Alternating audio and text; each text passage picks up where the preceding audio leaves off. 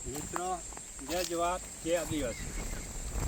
આજ તમે બેસ્ટ ડુંગરામાં આવી જાઓ કે ડુંગરામાં એવું તમે ફળ બતાવો, મસ્ત મજાનો ફળ. જે આદિવાસી ડુંગરામાં રહેતા હોય એટલે મને તો કમ્પ્લીટ ખબર જ છે કે ડુંગરામાં હું ફળ મળે એમ. કે અમે સ્પેશિયલ આજ ટીબુરવાનું જો આ દેખા ટીબુરા, આ બધા ફળ લાગી જાય, બધા ફળ લાગી જાય. એનો આપણે ટેસ્ટ કરી લ્યો. બહુ મજા આવે, એક નંબર મજા આવે. જો આખી જંગલમાં રહો તો એવું ફળ ખાવા મળે તમે. જે જંગલમાં જે રહેતા હોય તારે કે એનું ઝાડનું ફળ લાગે એટલે લોકો બધાય ખબર કે આ ઝાડનું ફળ છે એમ. કે આજ અમે સ્પેશિયલ ફળ ખાવા કરે આવી જાઓ. આ ફળ અમે છૂટી લઈ જાઓ. પછી જણા તમે નહીં ખાધા કે જરૂર કોમેન્ટ કરજો, જરૂર શેર કરજો. તમે જરૂર અમલ લઈને આવો તમે માટે. મિત્રો, ટીબુરવત પછી ખાઓ આપણે. એ પછી ટીબુરો પતે એટલે શું કામ લાગે? જબ પોનો એને પત્તું હે ને બહુ ઉપયોગદાર છે. કે આ પોનું તમે કંપનીમાં લઈ જાય એટલે આ પોનાનીમાં પકવે અને બીડી બનાવવામાં આવે. સ્પેશિયલ બીડી બનાવવામાં આવે. ટીબરો બી ખાવાનો, ટીબરો મટે એટલે પછી એનો પોનો ઉપયોગ આવે. એને પાછી બીડી બને એટલે બીડી આથી હું નહીં જોઈએ. એટલે આ તો જંગલમાં આવો ને, જંગલમાં વગર ડીએપી વગર એરિયા વગરનું બધું ખાતર વગરનું પાકે. અને આ વસ્તુ ખાવ તમારું જીવન હંમેશા લોબી સમયે કાઢે એમ.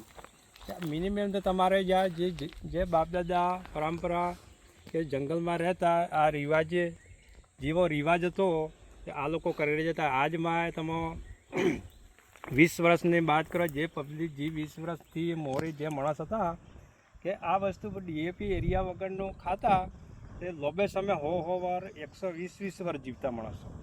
એવો હાલ આપણે ડીએપી એરિયા ખાતર ખાય ને ખેતરમાં વાવે એટલે પતી જ આપણે જેવું ખાતર નાખો એટલે ખાતર નાખા એવું જ બહુ અનાજ ઉછરે અને અનાજ આપણે ઉછારે.